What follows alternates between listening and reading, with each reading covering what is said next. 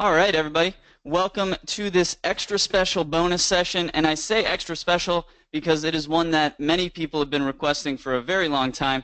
We have Scott Margolius here, who runs a company called Feedback Repair. One of the best resources to go to with account health, feedback repair, obviously, but really does a whole bunch of different services. And you can see on your screen, and Scott's going to take you through all the different things that he does for people.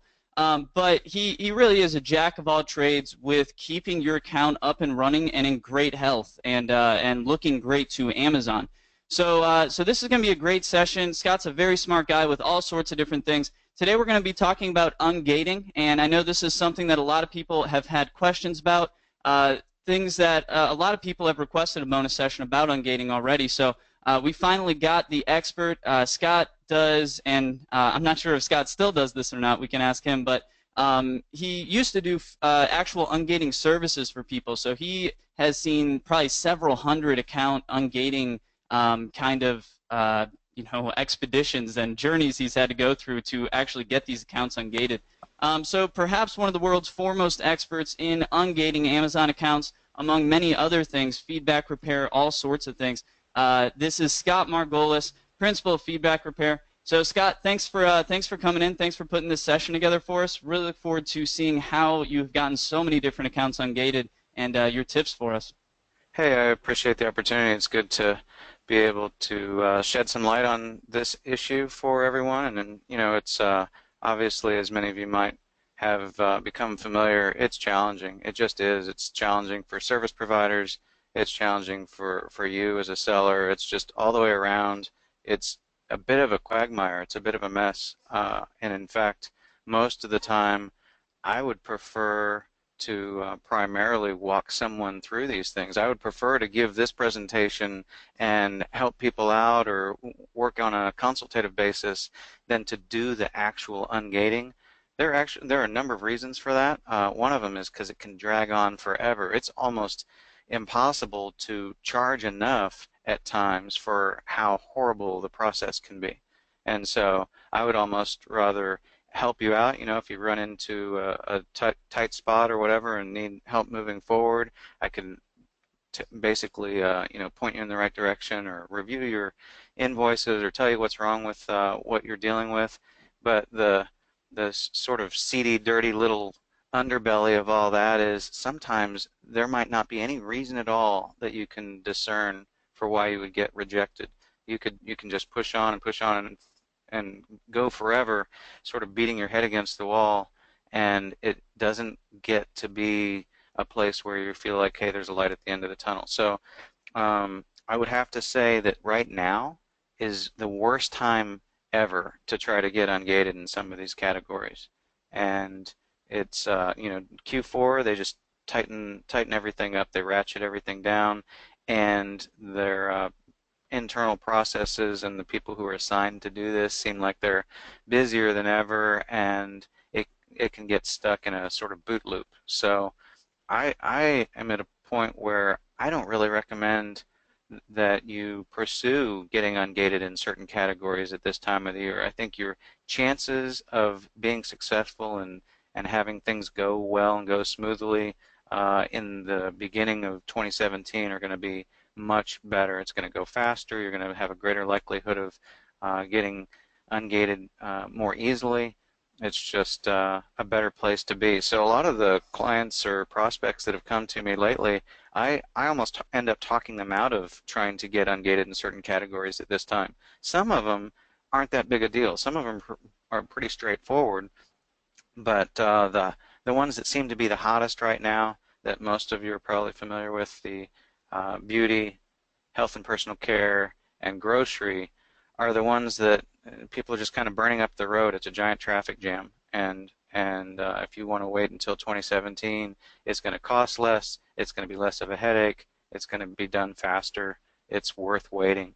And my opinion on it is not everybody has to jump into these gated categories. I don't necessarily look at being in these gated categories as some sort of golden goose or some sort of gated community that's important to be a part of. You can kill it on Amazon having nothing to do with those categories. And so while I understand that having less competition is beneficial, there you could be in home and kitchen and have all kinds of opportunity. You don't have to do anything special to be there. So you could be in business and industrial, you could be in automotive. I would say in some ways, especially right now while you're waiting, if you say, hey, I'm not going to pull my hair out trying to get this done in the last part of this year, I'm going to focus on other areas where I have a lot more control and a lot more opportunity, a lot more potential. I think you'd be doing well to do that.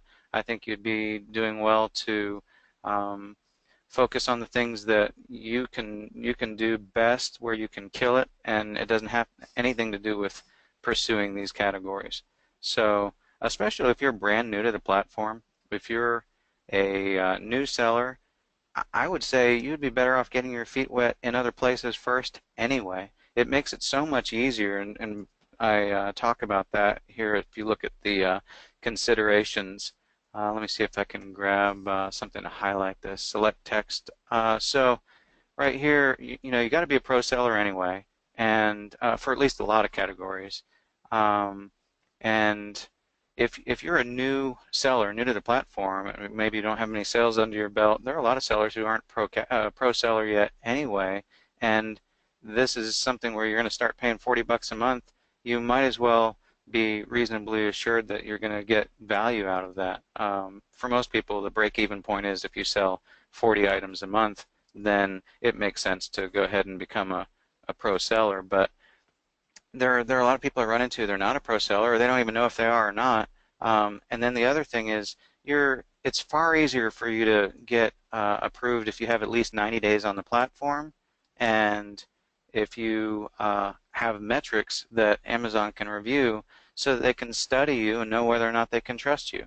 That's one of the big issues here, is the reason why those categories are gated is because Amazon's wanting to protect buyers. They want to protect the whole process where you have this high degree of trust that a consumer has with Amazon, and you simply can't afford to have just anybody selling things that people consume or they put on their bodies or they're likely to go bad. And if you're a new seller, maybe you don't have a system for managing and tracking expiration dates.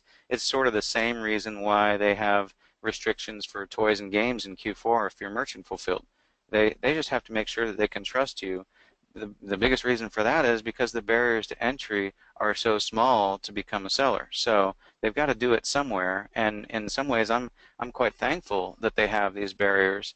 And the other side of that is you have so many people, say, paying for services like what I've offered, and in a lot of cases I'm not so sure that that's a good idea.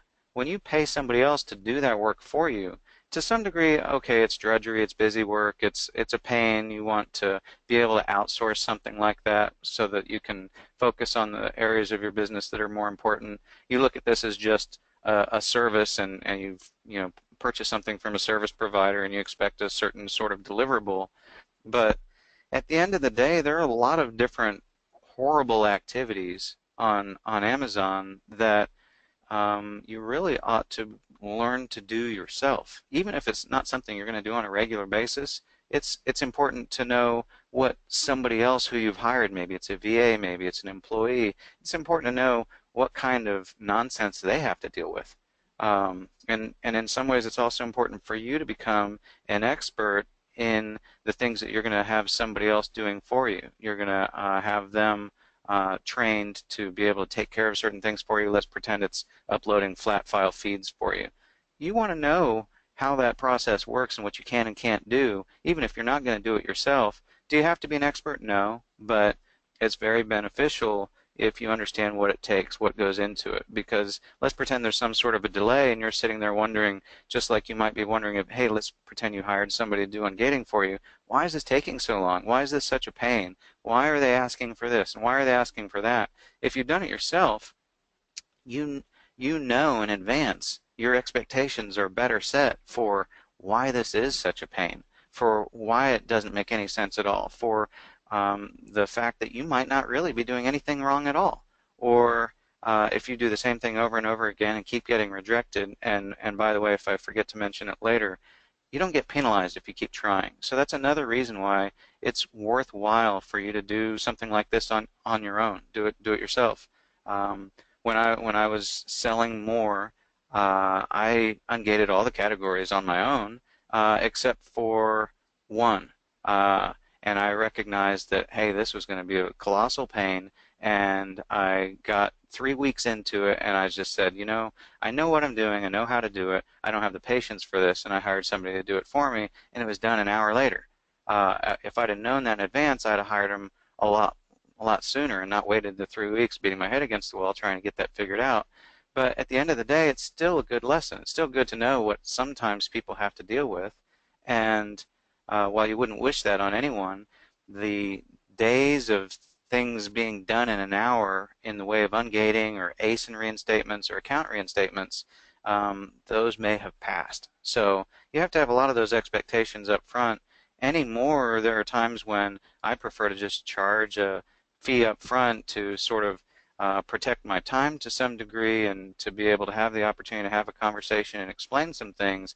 But I don't charge the full amount up front because I would rather be able to refund you half of the initial purchase than be a month down the line and have taken all of the cash, and there's no reason to have done that if you're not going to be successful. And the problem is you can't guarantee success. All you can do is guarantee that you're going to do the best, you're going to utilize best practices, and you're trying to get this thing accomplished, but we aren't in total control.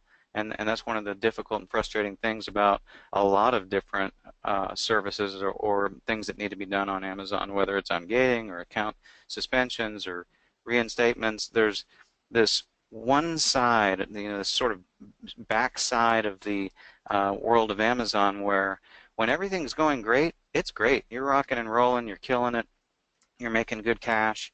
But what concerns me the most is when things don't go well. When you get stuck in a situation where anybody and their dog can see that this is how something should go, this is the logical way that this should play out, but you can't get somebody's attention on the issue to correct it, or maybe you do, but they don't have the power or authority to do it. You get stuck in a bad situation, and there's really not a whole lot of way to appeal that and have something come out as a different outcome. So if we look back at the different considerations here, when you look at what the metrics are, you've got to be paying attention to these metrics that are on your account, not just for ungating, but I'll just put a plug in here for your account metrics and your account health. You've got to be concerned about this kind of thing all the time. You should be looking at your customer satisfaction and performance notification section of your account on a daily basis, because it's critical for a lot of different things, whether or not you're going to be able to continue to sell on the platform, but other things obviously, like what kinds of offers you get. There are all kinds of special offers that you may receive over time, especially if you are a long-standing seller, or if you are a trusted seller, if you have a substantial amount of volume. You have kind of the first crack at getting let's say small and light program, or Amazon custom, or merch by Amazon, or maybe they open up hazmat for you, or there's Amazon video and all kinds of additional things that you might be eligible for. I always recommend, if you get that opportunity, just if it doesn't necessarily cost you anything, maybe it's just a little bit of effort, get your foot in the door while you can, because most of the time when they open something like that up, they close the door relatively quickly. So you might as well take advantage of it. So I went ahead and got approved for merch for my account. Have I ever sold anything on merch? No. Is it going to be a significant income stream of any kind for me in the future? Not very likely. I went ahead and got approved for Amazon Custom and got approved for Seller Fulfilled Prime. All those things that I thought, well, at some point in the future that might be valuable to me, and since they're making that available, I'm going to go ahead and do it, and I encourage other people to do the same if those kinds of opportunities are presented to you. But part of the reason why I get those offers is because my metrics are perfect. And so if yours are perfect as well, then you're going to have more opportunity. The other thing that's interesting and valuable about that, unrelated obviously to ungating, is if you get a loan offer from Amazon Lending, I'm not necessarily saying, hey, take it, but that's a good indication that Amazon thinks that your account is healthy. So when you look at your dashboard within Seller Central and you see all green, the thing that's sort of, I don't know, disconcerting about that and misleading is that probably only represents about maybe 30% of the total picture of the health of your account. And it's something where you could have a false sense of security if that's all you're looking at. There are a lot of other things that you need to be paying attention to on your account. Some people just aren't engaging in any practices that they shouldn't be. They don't necessarily know what those are, but they, had the luck of the draw and they were doing all the right things for all the right reasons, maybe even by mistake. Um, but if you didn't know what you shouldn't be doing, you could end up walking into a, landmine that you didn't realize was there. So I had a client yesterday. He's been on the platform since 2009. He's got over 22,000 lifetime feedback. He sent me a picture. He said, "Hey, I've never seen this before. What is this?" And he had a little tiny indicator on his account that said "at risk." There was no other place to see that. He didn't get an email. There was no other additional notification.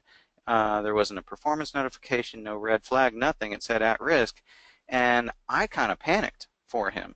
He wasn't too worried about it because he didn't know what it was. It just didn't seem like much of a big deal to him. And come to find out, he had had approximately 5 or 6 different performance notifications that had come through on his account in the last, say, month or so, and he hadn't really done anything to address those.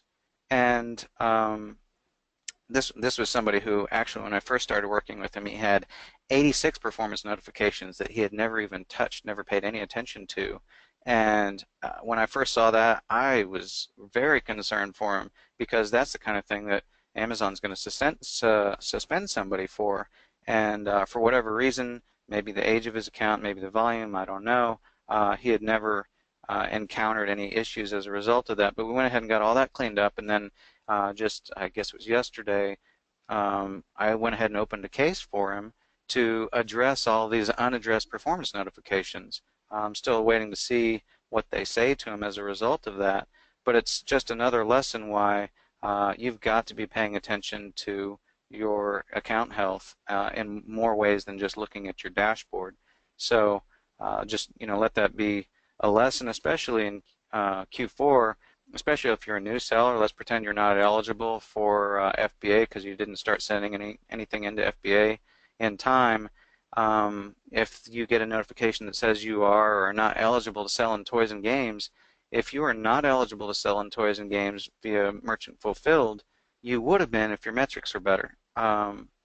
So just another thing to keep in mind, and the other thing that affects eventually, and not even just for getting into certain categories or having certain offers, is you are more likely to be considered more strongly for the buy box. Those metrics are taken into consideration. Even if you're a private label seller, you might not be as likely to have traffic driven to your listings. So just keep that in mind for the metrics that you see there. I want to take a quick moment to see if anybody has any questions or suggestions before I keep going. No, looks like everybody's pretty enthralled. They're eating it up. So right now we're pretty good on questions. Typically our guys know that we wait till the end, so I I got you. kind of they know to hold questions. So yeah, keep it rolling, man. This is great. Okay, excellent. So other things to look at related to performance notifications, how many have you had on your account, that kind of thing, looking at your A to Z claims. There are a couple of different ways, two ways in particular that it seems like can be effective to get ungated, and one is to go the brand registry route. So sometimes it is easier to get brand registered first, and there are a number of different reasons why you would want to do that and some advantages to that. Might end up actually saving you some money in the long run if you were to be brand registered first before you try to get ungated. It's obviously a different path to get there. The link to do that is right here up top, and then this link above that is showing you the different gated categories and what the requirements are to get into each of them. all of the categories don't necessarily have the same requirements, and so this right here up top is a generalization, but it's pretty good standard for all of them. I had one client who came to me last week, and they wanted to get ungated for, I can't remember what it was, I think either health and personal care or grocery, and no, that's not it. It was sexual wellness, and you have a different requirement for sexual wellness. So they weren't eligible. They actually have to wait to apply until January. But if they're able to get their metrics better and stay that way consistently for a certain period of time, then they can apply in January. But as of right now, they weren't even eligible. So just something to keep in mind. You'd want to drill down to your specific category that you're looking to get into, and then make sure that you are eligible before you even try to apply. It'll save you a bunch of time, a bunch of headaches. In fact, if you were considering paying someone to help you, I would encourage you to check there first, see what the requirements are before you even try, because if you don't meet those requirements, you're wasting your time and money. The other thing I would say is try it yourself first. Try it yourself a couple times. And see if you're able to achieve success. You might save yourself some money and some time. So one of the things that I see people make mistakes with quite a bit is if they're trying to, let's say, sell their own branded products, or if they are sourcing from manufacturers that are in different countries. Like, let's say you try to show up with a genuine, authorized, paid invoice for a certain type of product from a Chinese manufacturer. I don't think I've ever seen one of those get accepted. Not that they necessarily wouldn't be, but since I've never seen it, I wouldn't encourage you to try to use that invoice to get ungated. Now, if you've already got it, there's no harm in trying, but I certainly wouldn't depend on that to think that that's going to get you through the door. Now, what's interesting is that's only for ungating. Let's pretend you had an account health issue and you had a claim of inauthentic or not as described or used sold as new, and that performance notification was such that it required you to provide invoices to prove the authenticity or whatever of your product that you've sourced. That invoice might be accepted. Then again, it might not, and there could be different reasons for that, primarily because let's pretend that the complaint is inauthentic. Amazon tends to lump a whole bunch of different complaints into what is considered to be inauthentic. So if they say that, it could have been 10 different things that had nothing to do with authenticity. So if you were to have that kind of a issue, you would not want to sit there and rack your brain about why somebody would consider your product to be inauthentic when you know where it came from and you bought it directly from the manufacturer, and maybe you're the manufacturer yourself, and I've certainly had that happen several times where manufacturers get their product where it's restricted because it's inauthentic, but how could it possibly be? They're the manufacturer. Well, the obvious answer is it's not an authenticity issue. It's something else. It's generally a customer expectations weren't met type of issue, or a quality issue, or a condition issue that has nothing to do with authenticity, but for some reason that makes no sense at all, broken system, it gets lumped into inauthentic, and then they won't tell you what the real reason is. And it's the same thing for ungating. They often won't tell you what the real reason is why you're being rejected. They'll give you some sort of generic answer that says you're not eligible, or they'll say we need to know this type of information instead of the information you gave us. They'll just basically run you on a hamster wheel, probably hoping you'll give up. But part of the thing that's interesting about this is they're so incredibly specific about what they ask for, but it's not really specific. They act like it is, but it's not. It's kind of strange. They'll say, hey, we want this, but they'll accept something different, or they will tell you that what you're doing is, let's say, incorrect, but it really is correct. It's just you needed to say it a different way. It's kind of crazy. It's a crazy sort of game that you end up having to have a whole lot of patience to get around. It's like being on this call, and let's pretend I want Will to come back on the call, and I say, "Hey, Will you come back on the call? Will you answer this question I'm asking right now?" And you hear crickets.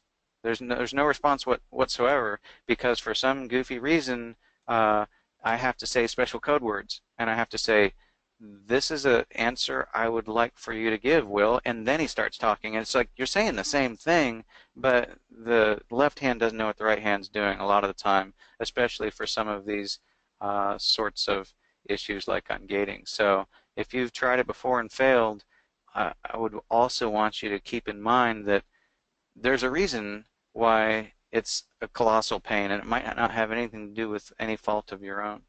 Um, I'll say this as well. I've had clients that were in China. I've had clients that were in Canada, a number of other countries. It's infinitely harder to get them approved. I don't know why. I don't know what the reason is, but if you've got a foreign sounding name, or if you're in a different country, I hate to tell you, I would absolutely not try to get ungated between now and the end of the year. It'd probably be easier in January or February, but even then it might be challenging. So I hate to tell you that. I don't know what the reason is, but it's not reasonable. It's not fair. It's not logical. I don't get it. Um, but I did have one Chinese seller who provided invoices from two different manufacturers for two different products that he was using.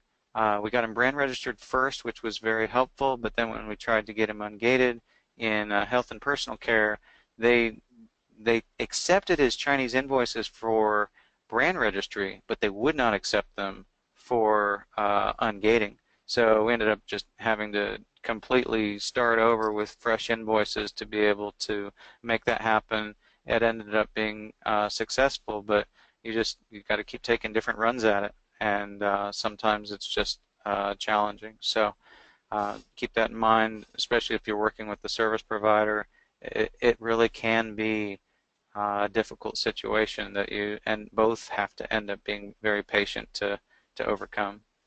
If you look here at the number of different things that I'm mentioning in terms of making sure, for instance, this is one issue I've seen people make mistakes with, is they think that they're trying to get ungated for one category for their product, but they're really needing to be in a different category. So don't be so laser focused or have such tunnel vision that you miss out on that. You would probably, if you're, let's say, going to approach a service provider and ask them to help you, let them uh, decide what category it's supposed to be. So if you show up saying, "Hey, I want health and personal care," but it's really beauty, you kind of, it's not like the end of the world or it's insurmountable in any way, but it's easy to just be so laser focused on, "Hey, I'm going to get this done. I'm going after beauty," and maybe you forget, or if you're doing it yourself, maybe you forget to check and find out, "Oh, this is really health and personal care." So that's a pretty classic mistake. I always recommend, you'd have to have 3 invoices most of the time. Sometimes you don't. Sometimes you can have 2 invoices and, for instance, a certificate showing your resale license. And some different ways to get through are, using, I think it's a FDA authorization, FDA approval. I've tried that before. It's been successful at times, not at others. It depends how much of a pain it is to get that information. In some ways, it's a lot easier to just get a good invoice and move on and not have to deal with getting this FDA certification that they may or may not accept. But if let's pretend you had 2 invoices that you were reasonably certain were good invoices, that having a third piece of documentation, which is your resale ID, that'd be pretty straightforward and worth trying, and maybe save some time and money by not having to have a third invoice. So that would be worthwhile. Um, there are 2 other things that are huge stumbling blocks that I see all the time, and that is if you've got an invoice from a manufacturer, distributor, what have you, if it is not an exact match, in every way for the information that is the primary information on your account when you go into Seller Central settings. If that information is not an exact match where it's just super simple, connect the dots, color by numbers for the ungating specialist to match everything up, then it's not going to go well for you. And the problem is that for a lot of vendors, manufacturers, whatever, they don't typically put all of that information that the ungating specialists are looking for. So you almost have to go into it knowing that you're going to need to special request that information or fill out every form, or let's pretend they don't have a place to put that information on their typical order form or whatever. You would want to take advantage of the additional slots that are available. Like normally there's a address line too. Some people put in a PO box and a physical address. You want to put in the physical address or the PO box that Amazon has for you as the official place on your account for your seller account, not your incorporated business, just what they see that straight up physically on your account. And that's the same address you want to have on your invoice. I recognize that in some ways that can be challenging, but one of the biggest issues that I see besides that, and kind of goes hand in hand, is I've seen some accounts that have multiple addresses. They have maybe 3 addresses or 6 addresses, and for whatever reason that tends to very much confuse the ungating specialists. So if at all possible you want to avoid that, there's no reason why you have to have all those addresses on your account. You'd be far better off just to have one address and call it good. If that's the return address or you want all of the product coming to when you recall it, that's fine. If it's your shipping address, that's fine. But don't have 3 or 6 addresses or multiple different names on your account. I'm not talking about users that you set up, but let's say your account name is I sell stuff, and that's what shows up when a consumer sees your product. They drill down, they go past the buy box, the name that they see for each of the stores that are there, where you have your seller name and then you have your feedback percentage. The name that consumer would see is the same name that you want to have show up on your invoices. That is by far the easiest way to make sure that you get past that sort of internal threshold or filter that they want to see. And it doesn't make any sense. It should be very straightforward for them to say, okay, let's look at all the information that somebody has on an account. As long as they all match, that should be good enough, and it's just not the case. So you've got to have your phone number be an exact match, the same number that Amazon would use to call you. Let's say you opened a case and you want them to call you. The number that they would automatically call to reach someone to address an issue with your account, that's the number that you want to have show up on the invoices. The name is what you want to have show up on your invoices, your store name. Your email address, you want that to be the same email address as what you use to log into Seller Central as the primary account email. And again, the physical address or mailing address, you want that to be the same. You want to have your website, if applicable. And the goofy, crazy thing is you got to have all those same things for the vendor as well. You got to have the name of the vendor. You've got to have an email address contact there. You got to have a phone number. You got to have their website. You should check and make sure that whatever site that is that they provide to you is one that you can type in and have it resolve. All those kinds of things. It is super nitpicky. It is just crazy nitpicky. It is exhausting. But those are all the things you have. Those are all the qualifications. And in some ways, I think it's very much a test that Amazon puts together. It's the same reason why they require you to, say, use feeds to get ungated in other categories, like the way it used to be and maybe still is for clothing and shoes. They want to make sure that you can use these feeds, and that's part of their sort of test. That's their minimum filter requirement to basically make sure that you as a seller can follow instructions. If they figure if you can't follow those instructions, then you're not qualified to be in that category. And the crazy thing that makes no sense whatsoever is there's no reason in a million years why you ever have to use those feeds to be able to list in those categories. Some people do, some people don't, most people don't. You don't have to, but they're making it a requirement for you to be able to use that in order to be get ungated. It's kind of like, well, why do you have to take algebra in your freshman year of college when you're going to be a career painter? I mean, maybe that makes sense, maybe it doesn't, but it's just one of those stupid requirements that they put out there that I think that they use to keep people from being able to easily get into some of these categories. One of the things you often see or hear is that they want invoices as opposed to receipts. And they want that to, I think it makes the most sense to avoid any confusion whatsoever. Make sure that it says invoice. You don't want it to say anything else. You don't want it to say commercial invoice. You don't want it to say packing slip. You don't want it to say pro forma invoice. You just basically want it to say invoice, and that's it.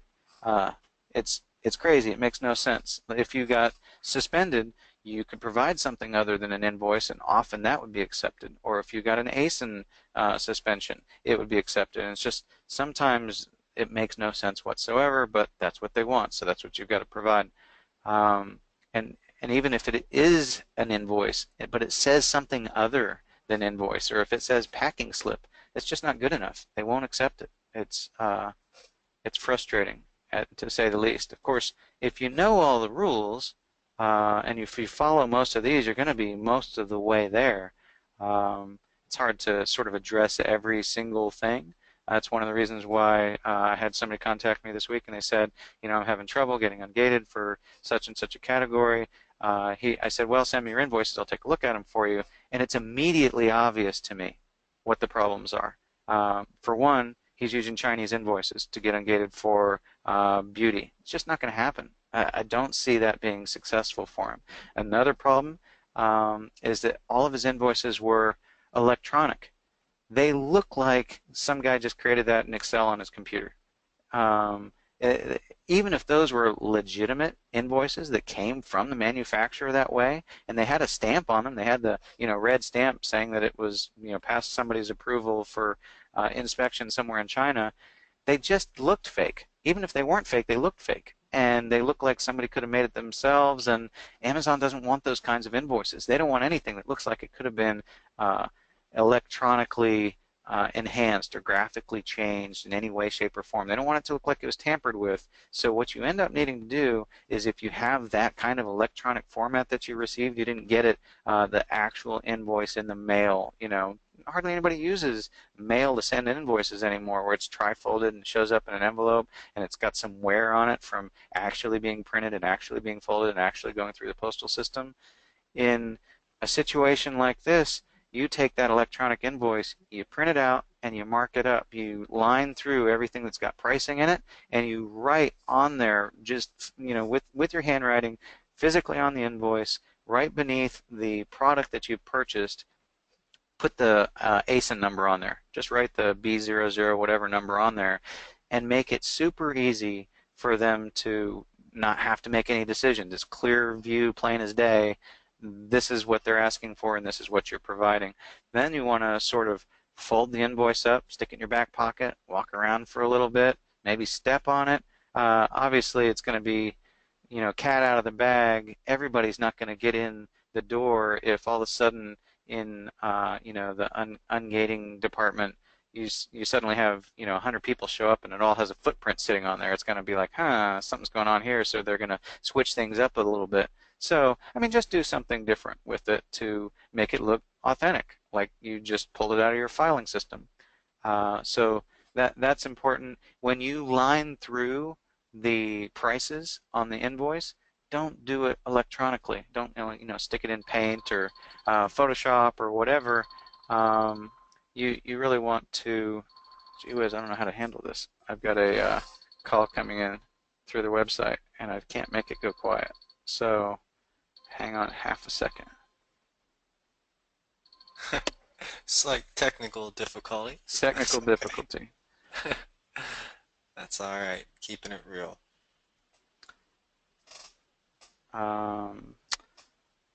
Just half a second. That's all right.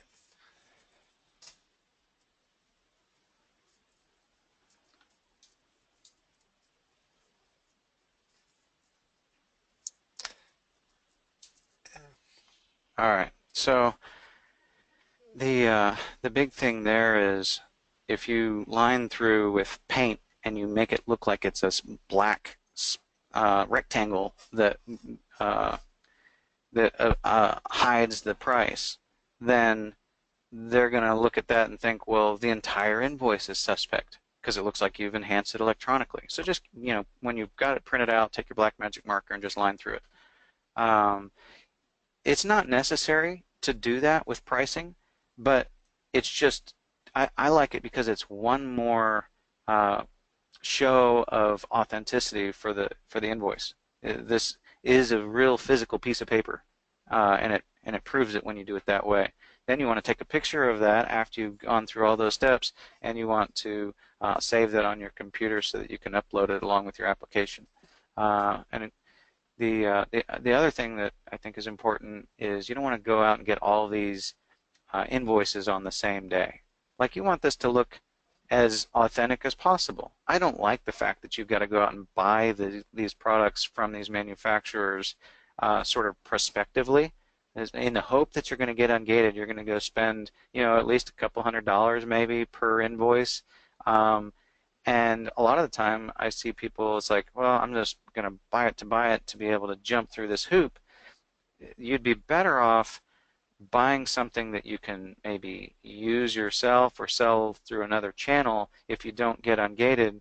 But it'd be ideal to not waste your money. If you're going to spend $200, you might as well have something you can do something with.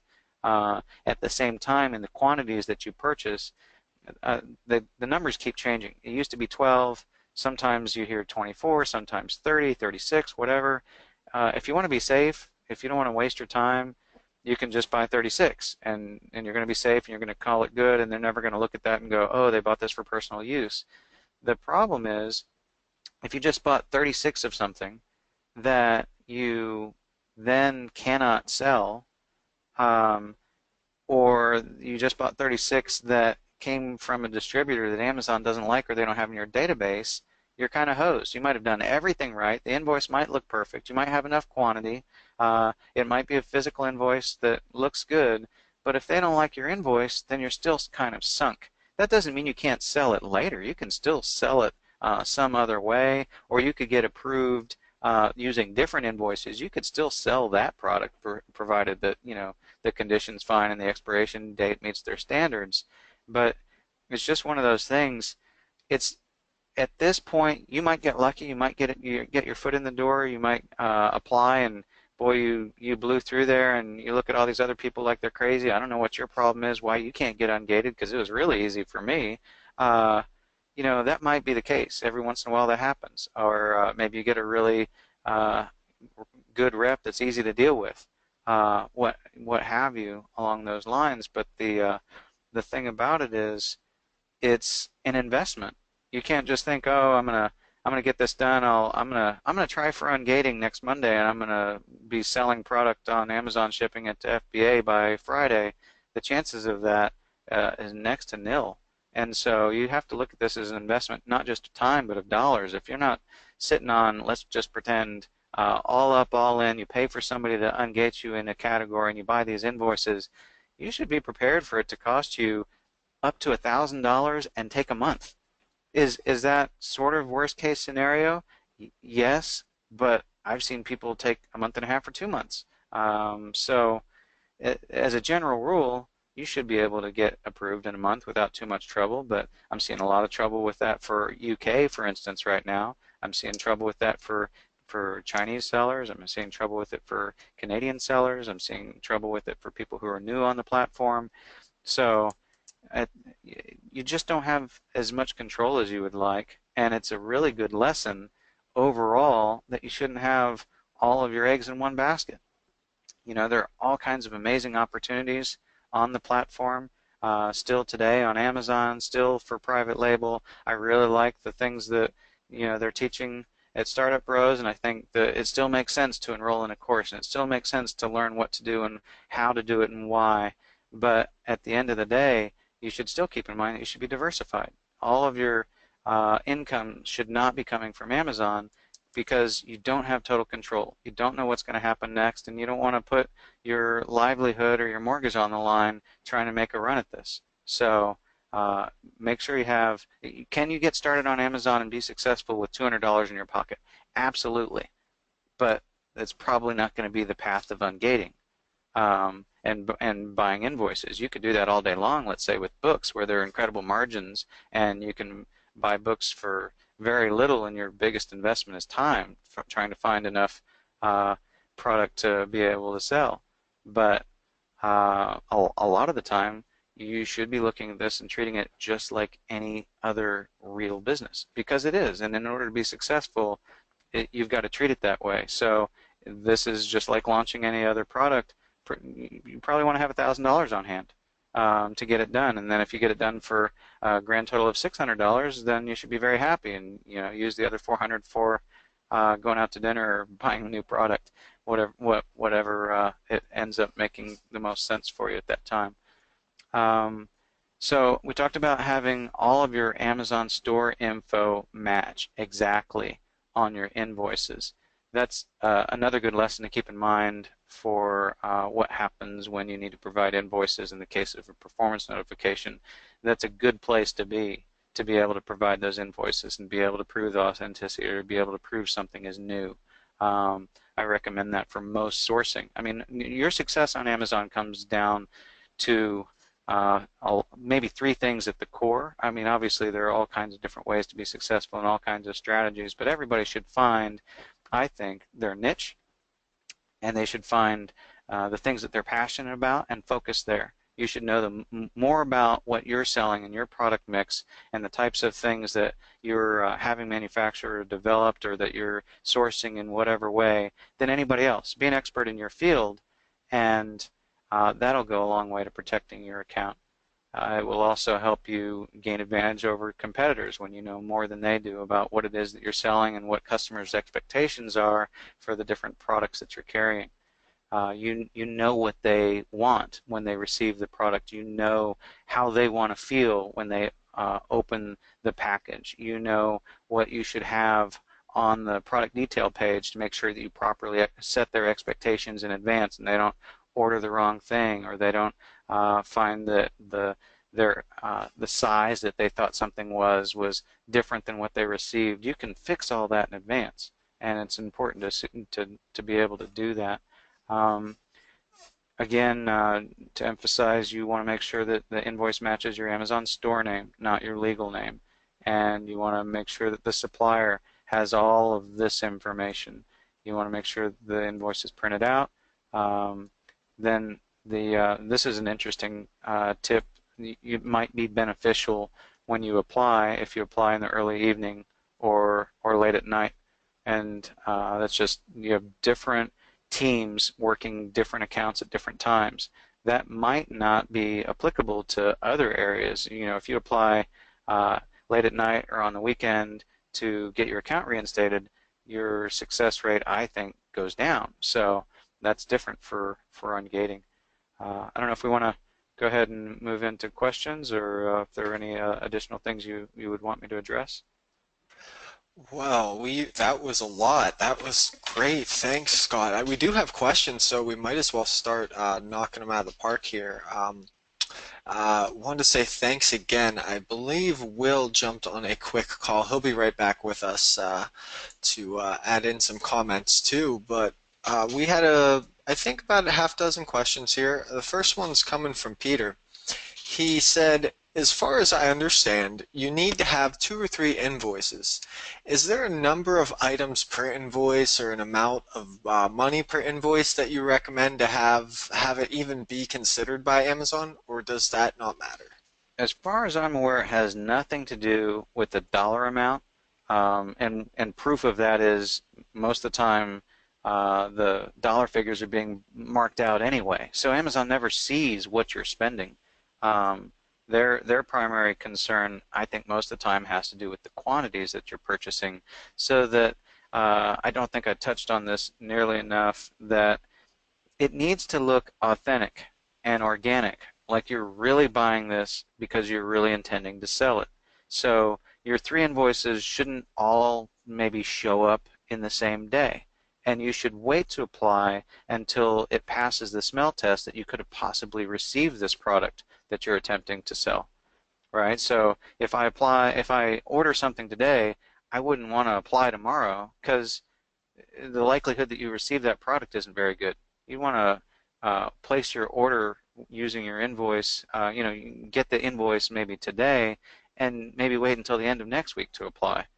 And then you wouldn't want to get all of your invoices in the same day. That doesn't generally look that authentic either.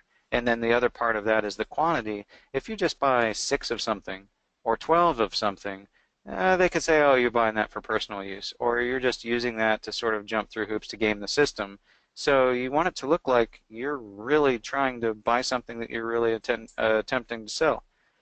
So I would say 36 is safe. If you want to try to do it with 24, that's probably fine, but it's not as safe. One thing you don't ever want to do is apply buying 12. You figure, oh, maybe I should have bought 24, and try to change that electronically and submit the same invoice again. They're smarter than that. So you might as well just kind of buck up out of the gate and jump in with 36, and you could vary it up. I mean, there's no magic number about 36. You could do 30, or you could do 42, or whatever. Usually in case packs or inner packs, they generally go in multiples of 6, something along those lines, unless it's an odd shape or whatever.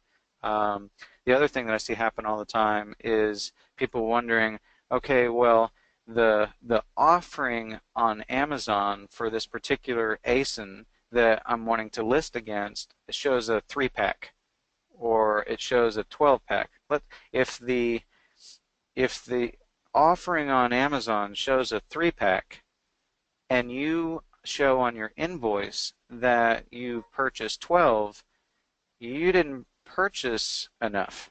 Or if your invoice shows packs of, let's say you bought 24 or whatever, you still didn't purchase enough. If you were trying to get to 36, you would really need to purchase, a multiplier of 3. So you want to keep that in mind too. So you'd be better off. I'm not sure if I put that on here as far as sourcing goes. Maybe I skipped over it, but essentially you want to find things that make it easy for you. So buy lip balm where that package of lip balm is sold 1 per each, and you can buy that lip balm for $1.50 and get 36 of those. Well, you're far better off doing that than to find the listing that says that it's a dozen of those lip balm, and then you've got to buy 36 dozen. That'd be horrible. So just keep it within reason. Okay. How about this one? Anna said, I have been ungated in most areas, but they don't like my invoices from mom and pop wholesalers for grocery. I needed my EIN/resell certificate to get an account, checked that all info matches, had a wholesaler send me new invoices to make sure. First said it was an online retailer, then not enough quantity. Now on my last attempt, they said the product, which was sugar, tea, and pasta, were not falling in the category. But when I scanned the product, it is restricted because of the grocery category. Ugh. I tried to send it in again, and this time they added, this is in all capital letters, final decision. So when I tried to give ASINs, they said it was unacceptable. So now what? Resubmit a whole new wholesaler/invoice? What do I do? Yeah, so you kind of ran into every possible roadblock. Like the majority of the ones that I said you could run into that you would be frustrated by, it's like you hit every single one of them. Now, what's interesting is the agents that you worked with actually were trying to be helpful, is what it sounds like. They said each time what you didn't do right or what you should have done differently. The problem is it sounds like you did multiple wrong things all at the same time, and so when you submitted, they just told you each new thing each time as opposed to telling you everything that was wrong all at once. And that's pretty common. they're super nitpicky like that, but they're not super descriptive. So one time they'll say, oh, it's not the right category, and another time they'll say it's not enough quantity, and another time they'll say it's an online invoice or an online only retailer, which by the way won't work. You need to be generally brick and mortar. And the crazy thing is it needs to be in your database, and if anybody ever got secret access to that database of all the approved vendors, you would be sitting on a gold mine. But they're hardly ever, I'm not sure if it would ever happen that they would tell you all of the things wrong at once so that you could correct it all at one time. I might have been able to tell you the majority of them and what you should have been looking to do differently at the outset. Um, but it's just one of those things. What do you do at this point? I hate to say it. I don't want to make a generalization, but it's really hard to tell. I'd have to take a look at it for you to let you know what I would suggest that you do. Chances are you'd be perfectly fine just finding a different wholesaler or a different distribution network and buying enough quantity, making sure it's in the right category, making sure that all of the information that needs to be on the invoice is correct, and take another run at it. That would take care of it. At some point, when you have something like this going on, it might be easier to just step back and do a reset. Pretend you're taking a run at it for the first time. And I would not be the least bit concerned about the, hey, this is the final answer. You may never sell in this category. We're sorry. Try for other ones. That's not usually the case at all. It's hardly ever the final answer. They just like to say that because they're tired of dealing with you. So I wouldn't be disheartened in general. I would say keep trying. Just find another source. Make sure you have enough quantity. Make sure the product you're ordering is in the category that you're applying for. Great advice. And how about this? How old can the invoices be? That was a question from Kathleen. They want it to be pretty recent, so I'm not sure the exact age, but normally they will tell you both for ungating and for, uh, let's say you have an ASIN or account suspension, they want it to be within the last, let's just say 90 days. I'll just say 90 days just to be safe. I don't know the exact time frame. Um, I never really run into that because most of the time we're using relatively new invoices from the last month or so. If your invoice is older than 90 days, I would say you probably need to start over. Okay. And Kathleen also said, so if you were trying to get ungated for personal grooming, can you give an example of where you could source product and get an acceptable invoice? I've heard several different answers to this. I'd be curious to know what your answers were that you've heard. It'd be a lot easier to sort of discount them or to say, hey, that could work, than to simply, throw out all the options that could possibly work. Um, the other issue is maybe it's a splitting hairs, or maybe it's a semantics issue. But as far as I'm aware, there is no such thing as personal grooming as a category. So you've got to figure out which category that actually is. It could be health and personal care. It could be beauty. So you've got to narrow it down that way first before you start trying to figure out where you can source that product. Okay. Yeah, I'm not sure, Kathleen, you might have meant, yeah, personal wellness or something. Yeah, and if you want to throw in any other details, Kathleen, we'd be happy to elaborate on that. So throw them in the question box and we'll wrap that up for you. We had some more coming in. One from Anna that said, or her question was, if I were to go to a wholesale restaurant depot nearby, they will give me a receipt. Is there a way to submit this, or is there a way to request an invoice? What's the best way to vet online wholesalers since they won't give us any info on who they accept? Kind of two questions there, actually. Yeah, so I would skip an online wholesaler if they are only online.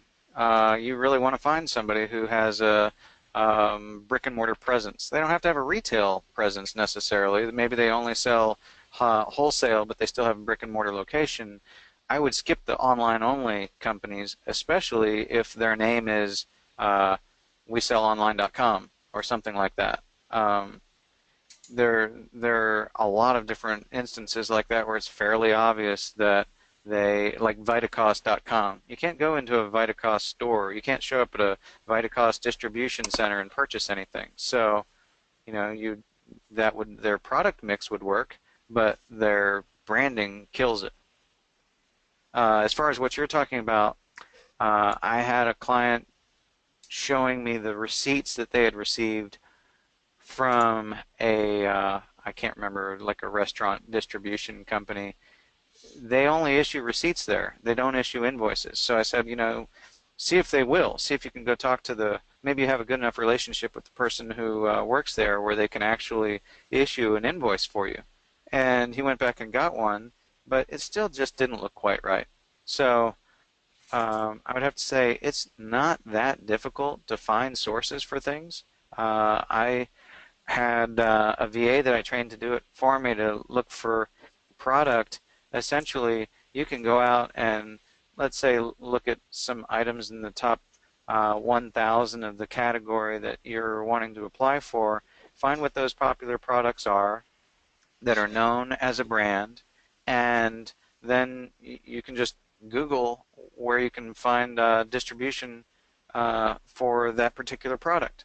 And then you might find various distributors, you might go manufacturer direct. It's really not hard to find things that would be likely to work. I mean, I found, I don't know, 30 of them or more in a matter of probably 15 minutes, maybe half hour at the most, that I was able to use to train the VA. And then I showed him what to look for and how to look, and it's a very simple process. So I wouldn't spend so much time being focused on the sort of granular minutia when it's fairly straightforward to be able to find something that'll work. Okay, that's interesting. I had a little follow-up coming from Kathleen. She said the product that she was trying to sell was a shaver. I looked, and that would be under beauty and personal care. Her question was, does Sam's Wholesale Club work as a source for invoices? You know, I really don't know. I haven't tried it Okay. before. Theoretically, it could work. It would certainly work if you were in different circumstances and it wasn't a situation of trying to get ungated. But I'm just not sure. I can't advise you on that. I don't know that I would want to take the chance unless you have another way to move that merchandise if you're not ungated. Hmm. Okay. And Kat asked, can you please elaborate a little bit more about how to find a distributor online or offline? And when I'm searching, for instance, what keywords would I be looking for? Let me see if I can open a new browser for you. Cross our fingers.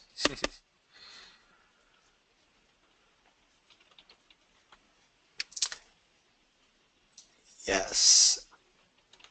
And if anyone asked a question, I do have all of yours marked in here. I think the last one, we're only like 15 minutes behind in questions, which is actually pretty good because sometimes when we get a lot of questions, we can be backed up for like an hour. But I think we'll be able to get through these fairly well. And oh, I see you have that up on your screen now, so I So guess I'll let you take it away. you can see my screen, okay?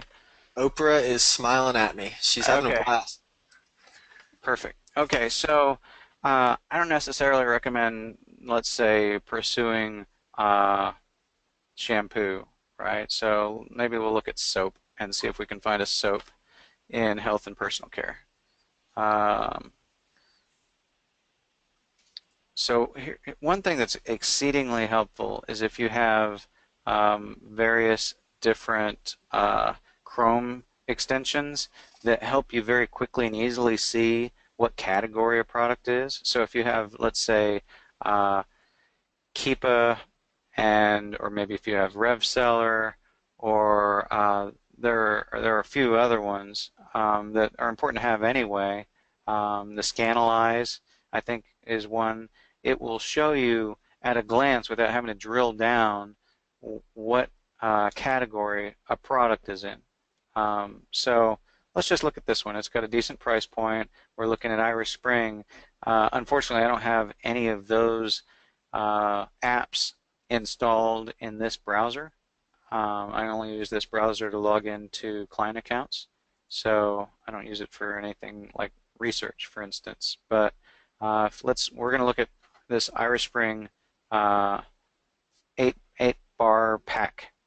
So it's a little bit longer to find this, but we should be able to drill down, and we see that this is Amazon bestseller with a BSR of 1600, and it's in beauty. It's number 33 in soaps in the beauty category. Okay, so that works for us because we're going to go source this Irish Spring Moisture Blast soap. So if you just basically, we'll just go ahead and take this whole thing and copy it and see what we end up with. So typically, I would put that in there into Google, and then let's just say I want to, in this case, I'm probably not going to buy from Irish Spring direct. I'm not going to get an account with whoever manufactures Irish Spring, but I could certainly go through a distribution company. So I'm going to go through and look at distributors, and okay, I'm going to factor out Walmart. I'm probably not going to buy directly from dove.com. If I could buy from dove.com, I would if it wasn't dove.com. It would have to be something else, because when you get that invoice, you don't want it to say dove.com. But Target's probably not going to work because most likely that's going to be a retail receipt. Of course, this might not be the best example of the world. Of course, you can get it at Sam's Club. Let's see if we can find something else. I doubt if they'll take Bonanza. I haven't tried that before. Pharma Packs, I think they're considered to be an online seller, primarily because they're selling a huge amount on Amazon. Let's see what else. Might be a little bit to drill down to find a distributor for this particular product.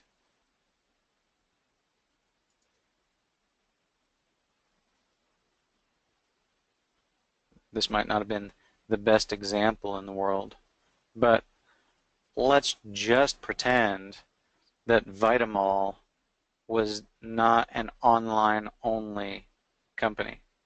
This might work just fine. Unfortunately, when you order, Vitamol is going to give you what looks like a online-only retailer invoice. So you just got to keep looking. What might be if we don't find something here pretty quickly, we'll look for a better example.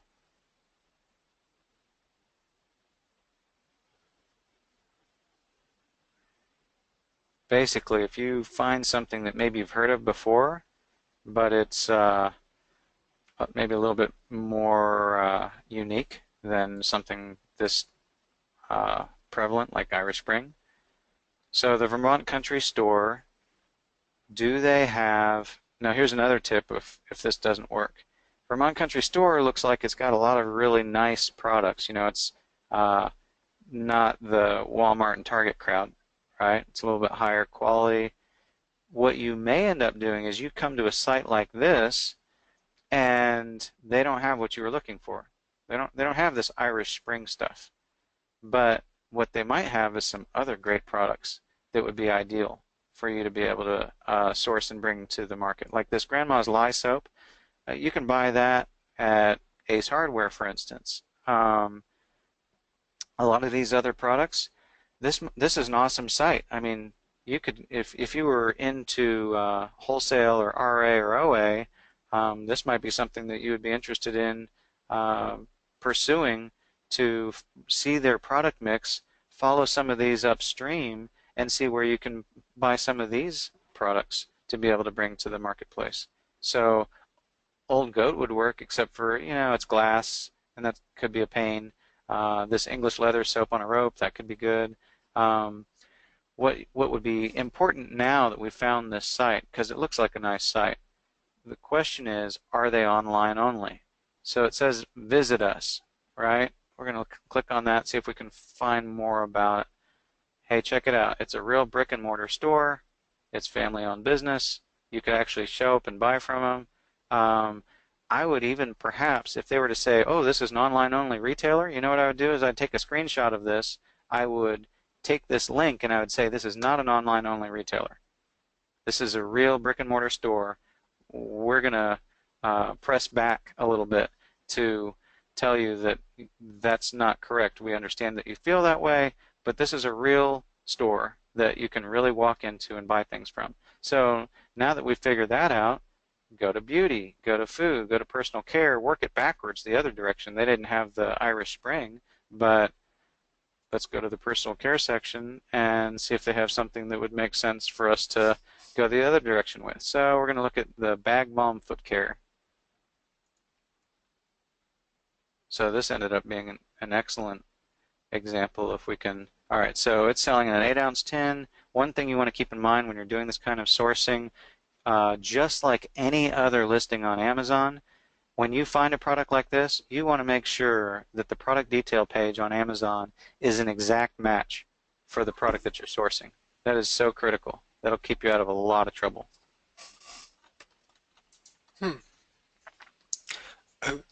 Something coming from Anna. She said that she had sought out distributors and wholesalers like you're talking about, ones that require an EIN, but Amazon is saying they don't like the invoice because, well, they're still saying it's an online retailer, but in the past they took one of the invoices from Allen Brothers that needed no info to buy. So what do you think would be the most definitely a legitimate source? Or my question actually, is it a matter of just trying again and getting a different person, or what do you think? That's possible, but the fact of the matter is some of these, quote unquote approved vendors get burned up. It changes regularly, and that's part of the frustrating part of this process. Is it's like whack-a-mole. I could give you, for instance, this particular site, the Vermont Country Store. I can give that to you, and everybody here can use this store, right? There might be 5 people who get in the door if they try this and they buy from this store today, try to use it next week. 5, 10 people get in the door, 20 people get in the door, and the door will close shut. So you'll see that posted all over the place on Facebook or whatever, but it's like whack-a-mole, and somebody will burn this up, and it will no longer be acceptable. It might be perfectly fine today, and tomorrow it's a different story. So that's part of the problem, and part of the reason why it's important to go through this process, because just like everything else that you're doing, when you get taught a certain system or when you go through some certain course, things are not always perfectly applied in a general format. Not everybody should go out and buy this bag balm and try to get approved, and not everybody should go out and buy selfie sticks or barbecue gloves or something that makes no sense whatsoever that you bring to the platform that you can really do nothing to improve upon, nothing to set yourself apart, nothing to be organic and authentic and bring value to the platform. You've got to do the things that are different and better to set yourself apart. You've got to be thinking about, now more than ever, especially with the changes in the review system, bringing value to the platform. Standing behind a real brand that you've developed and created that means something, that has value, where your customer service is second to none, where you are not, basically, I hate to say it, lazy enough to rely on Amazon to do your customer service for you. Because at the end of the day, anybody who's providing excellent customer service day in and day out on a regular basis is doing a better job of that than what Amazon is providing for you if you're depending on them to do it for you. Sure. And to wrap this up too, Peter had a quick question. Earlier you'd mentioned that when sourcing the Dove soap that you wouldn't want an actual invoice that had Dove on it from the main company. He was just wondering why. Oh, just because I was using that as an example to say if it said dove.com, right? Just like this says vermontcountrystore.com. I haven't seen their invoices, but the hope is that the invoice would come back and it would say Vermont Country Store And not .com. and not Okay. .com. So Uh, that's what I meant. That's what I meant when I said dove.com. Besides the fact that the likelihood of your being able to order from dove.com probably isn't very good. I didn't check it out to see if that's really the case. I mean, obviously you can order from walmart.com, and I've seen people use walmart.com invoices to be able to answer questions regarding authenticity claims when it comes to a performance notification. But that doesn't mean that it's going to be accepted for ungating. So to follow through on this, um, this would be on the expensive side. You'd probably want to go through their site and look for something that's less expensive, where you're not going to have to pay $12.95 each times 36 in order to do this. Uh, you save 50 cents if you buy two or more. But here's the thing: is you're gonna kind of take it in the shorts on this, right? Unless you have it listed for 17.99, you just don't have a whole lot of room. If you actually get ungated and approved to sell in this category, and you bought 36 of these, and now you want to list it and sell it against this particular listing, for one thing, like let's look at this, right? This part of this image looks to be the same as this part of this image, but this since 1899, I can't tell for sure if this is the exact same package, or maybe if you just turn this around, maybe it says the same thing right here, plus the color looks different. So that could just be my monitor, that could be just be somebody uploaded a poor picture, whatever. You want to go into this and sort of drill down, and as far as you can tell, see, for instance, what's interesting is this is kind of a pathetic listing.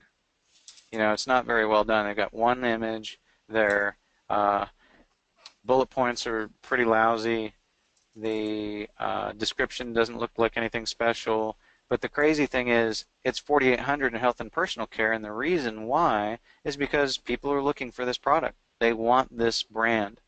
So this actually doesn't turn out to be what I thought it would be.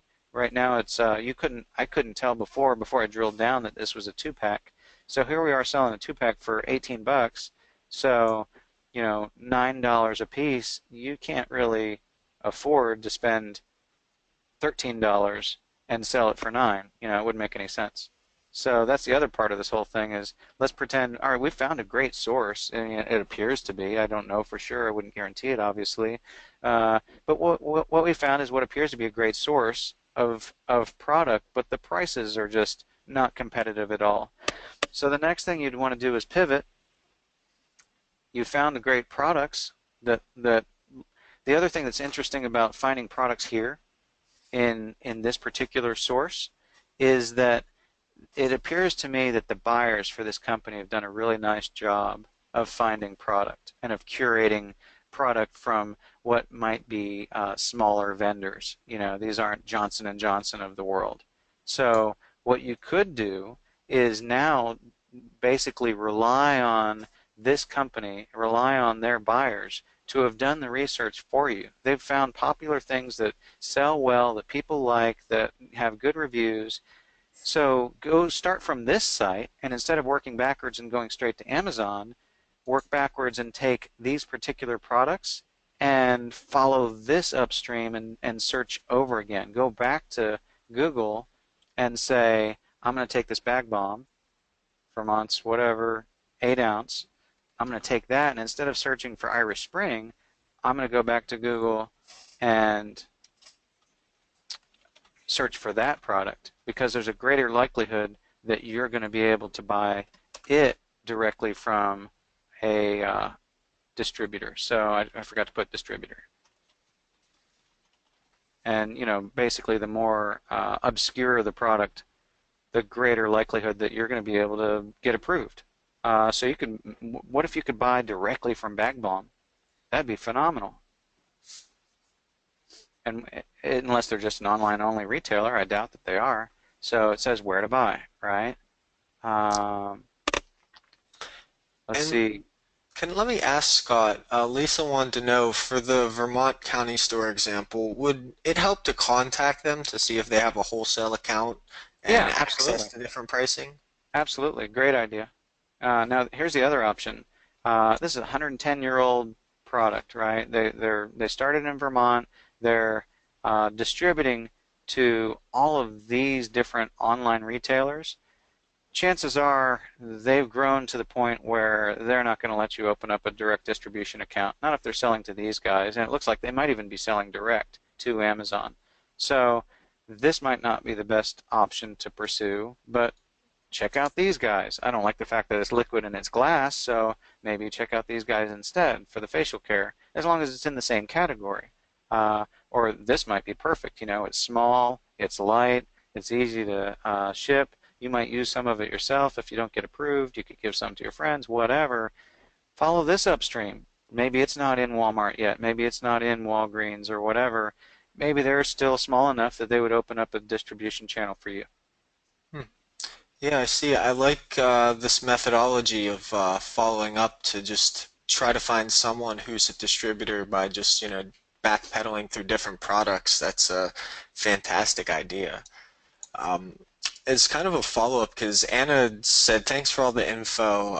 She really appreciates it. The one last question was, let me read this. When you want to point out an ASIN or a category to them, do you send it back to the same agent, or is there a better way to place the follow-up? I don't typically pay any attention to that at all. I just Okay. I just reply. Okay. Now, All right. if you have the ability to reply to a particular agent who you feel like has been particularly helpful, then by all means. Sure. Okay then. Makes sense. Now, Jason said, he said, my question is regarding getting ungated in health and beauty. I know that this is one of the harder categories. Given that my family has been in the juice slash smoothie slash wellness center space, because I believe they have a brick and mortar store, he wanted to know, could I use that to help me get ungated in that category? If so, what would you think that I would need to present to Amazon to allow that to happen as simply and quickly as possible? And that's coming from Jason. Sure. So not knowing it's kind of a general question, and not knowing the full history on that and the background, it makes it somewhat difficult to answer. But I would say if you're already in that space and you're already selling, certain products, do you have your own products? Is this a store that your family owns? Could you bring those? I mean, let's pretend that your last name is Jamba or whatever, and your family owns the Jamba Juice chain, and you've got specific branded products that belong to your store, and you want to bring Jamba Juice products to Amazon for the first time. Well, the first thing I would do is go get brand registered for Jamba Juice, and then use invoices from your own company that show that you're an authorized distributor from Jamba Juice, and bring those products onto the platform. So, I mean, that's kind of what it sounds like what you're talking about, but I don't know if that's correct for the example that you're asking about. I think so. Feel free to leave any comments, Jason. But if I'm correct, his family does have they have fresh juice they sell that they juice and bottle it. I Right. think if I'm So if they correct, if Jason. they bottle it, then maybe he has access to product, and he could use invoices from his own company to get ungated to sell certain types of bottled products. Let's pretend you have a pasteurization process where you could sell your bottled juices. Well, the fact of the matter is, you don't have to list against an existing ASIN. If you're a private label seller, you're not doing that anyway. If you've never been on the platform before and you're just trying to get started, that's not the easiest way to go. But at the same time, I've tried to do that before. I had a client who was wanting to get ungated in grocery, right? So his product's not currently on Amazon, and he has an exclusive distribution agreement directly with the manufacturer. So the first thing you want to do is get brand registered, which we were able to accomplish for him. And then after he was brand registered, he wanted to bring his particular product to the platform, and he applied to do that, right? So it would be a similar situation to, let's say, the juicing. Let's say they produce their own juice in bottles that is under their brand, right? So the equivalent would be he gets brand registered and approved to authorize to sell that particular brand on Amazon that has nothing to do with gating. Then the next step would be he would want to get ungated for, let's pretend, grocery. And then he would use invoices from his own company or from the manufacturer to be able to apply to get ungated to sell those products. Well, that's what we did with the product that this guy was selling. And the strange, goofy thing is they kept rejecting him. This is one of those things that's like you just beat your head against the wall, because they kept rejecting him for trying to sell or be approved to sell this product that he was bringing to the platform for the first time. You would think that they would want that. Well, guess what they did? So what they did is they took his invoices that he was trying to use to get approved to sell these products and be ungated in grocery, and they contacted the manufacturer directly, out of the blue, never contacted them before, to be able to approach them to recruit them to bring their products onto their platform and cut this guy out. I mean, how shady is that? Well, there's a possibility that could happen if you're in a similar position. In his case, I said, you know what? I think that's really sort of treachery, but at the same time, you kind of hit the jackpot. What you really should do is go ahead and reply. See, what happened is the manufacturer was contacted by the people who were recruiting that product to come to the platform. He's got this exclusive distribution relationship with the manufacturer, so they let him in on it. They'd said, hey, we've been contacted. What the heck's going on here? And he went ahead and replied and said, well, we've been trying to do this. This is what we've been attempting to do, and now all of a sudden you're contacting us and telling us you want us to do it even though you've been rejecting us. And so in that particular case, what they had him do was start a brand new account, not even be able to attempt it through his existing account, start a brand new account as if he was the manufacturer as opposed to a distributor, and he was able to get in that way. And it's just like, what a nightmare. It's so crazy. And that kind of goofy thing goes on. So in his particular case, unfortunately, the shorter answer is, yeah, you could probably do that and be successful. It seems to make sense. Okay. I can see how persistence really pays with all of this, just because you figure if you try to get ungated 1 month, months down the line, the people that you deal with could be entirely different employees. So I can see why there's a lot of, it's sort of like getting a speeding ticket, right? Sometimes the cop lets you go, most of the time they write the ticket. There's sort of that leeway, it seems. Am I right? And as far as these people's ability to approve and disapprove accounts?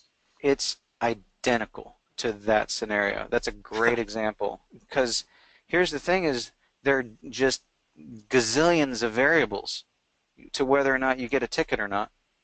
Do you have a rapport with the officer? Does the officer have the authority to write you a warning instead of a ticket? Are they in a good mood that day? Is the department hurting for dollars? Do you have a red vehicle? Are you somebody that they, want to help out, and they see that your car is kind of beat up and you don't have $125 to pay the ticket, and they don't want to, cost you an issue of having food to put on your table, or they have to run on to another call. Maybe you were driving in such a way that it wasn't terribly reckless and it wasn't that big a deal, but there was a wreck that they got called to. I mean, there's so many different variables, and they're changing all the time. So it is exactly like that. So try again then. Okay. Pretty much. You get a different rep. It's a different time of the year. You have a different invoice. You present the same invoice, but they like it this time, but not last time. You have a different vendor. They like the vendor now, but they didn't like him before. They liked him before, but they don't like him now. It's on and on and on and on. So yeah, persistence and patience is huge. That makes sense. I don't like the idea of coming to the platform as a new seller, or coming to the platform. You've been on the platform a while, but let's say we're selling all RA or OA, or you were selling all wholesale or all closeouts or whatever, and now you're trying your hand at private label. I really, really do not like the uh, game or the strategy of uh, hinging all of your success on getting ungated in a certain category so that you can go ahead and be approved to sell the product that you already sourced. That's a mistake. Hmm. If Yeah. your whole plan is I'm going to kill it and I'm going to jump in, I'm going to spend 3,000 or 5,000 on a course and I'm going to spend another 3,000 or 5,000 on a product. I'm going to go ahead and have all that done. I'm going to jump through all these hoops. I'm going to work on my packaging and I'm going to work on my listing. And I'm going to do all these kinds of things. And now that I've got all that done, I'm going to go get ungated. That's crazy. You know, Yeah. you put the cart before the horse. So if you're going to do those things in those ways, do them in a different order. Either get ungated first or have your private label be a product that is not something that's in a gated category. Words of wisdom here, folks. Um, how about this one? Anna wanted to know when you're restricted for a brand like Disney, and they say that you need a letter from Disney and have to pay the $1,000 ungating fee, where would you seek out that sort of letter? Is it from a distributor or directly from Disney themselves? It could be either. Um, I had somebody who wanted to get ungated, I don't know, a couple of weeks ago in a certain type of headphone, a certain brand of headphone. I had somebody else recently who wanted to get ungated in a certain type of hearing protection. And they already had their product, but their situation was they bought their product before they checked and were able to confirm that they were able to list that product. It showed up, they had, I can't remember, 2 or 3 pallets worth of this one particular type of hearing protection that they went to list it and found out they couldn't list. So they just didn't feel like messing with it, right? The path for them was to go find an authorized distribution channel and see if they could get a letter or an invoice that would look like it would be acceptable in order to get approved. And the fact of the matter is they bought it through a closeout channel, so that wasn't going to happen. They would have to find somebody else to be able to sell that to them or some other authorized distribution channel to be able to apply. And instead of messing with all that, the product was popular enough.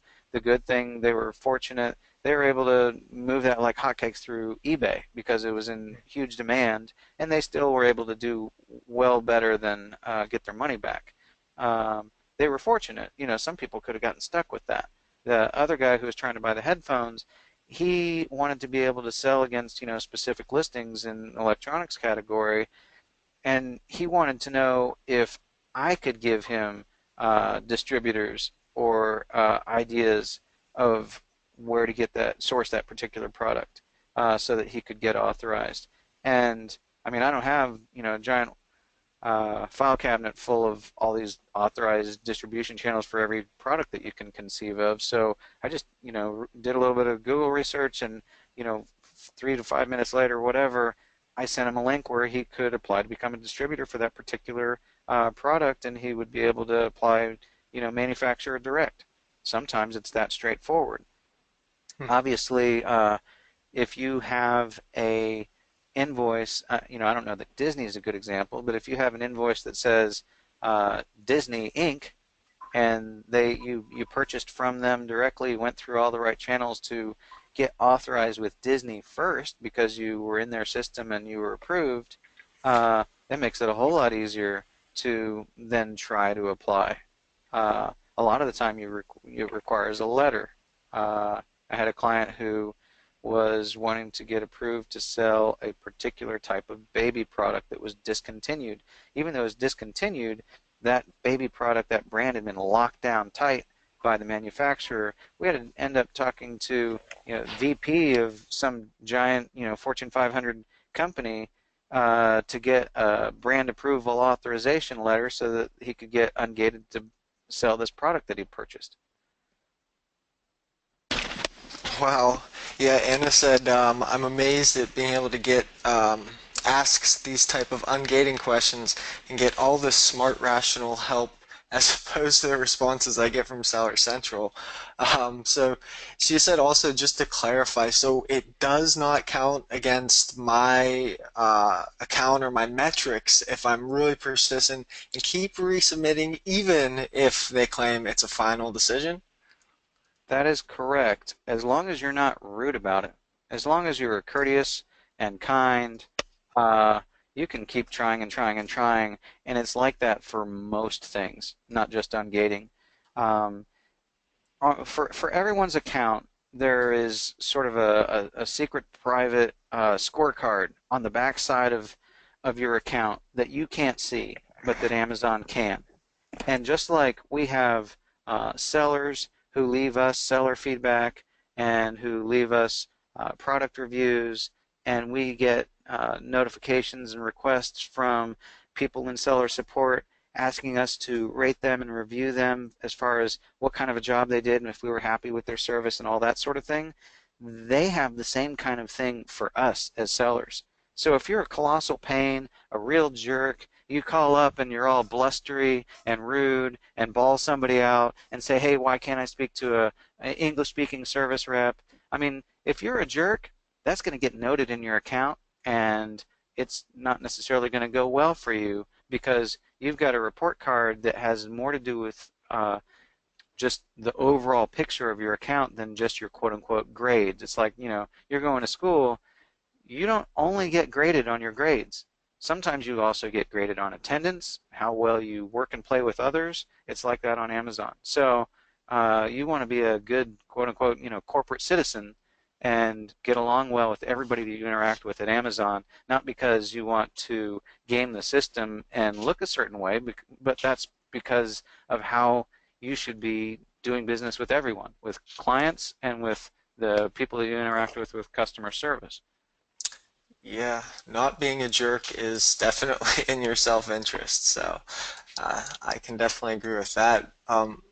Belinda was wondering regarding the required minimum of 30. Does Amazon, like you said, like 30 or 36 items on an invoice, just a number, not an exact number, but Right. she was wondering, does Amazon mean for each invoice or collectively? Not Okay. each invoice and not collectively.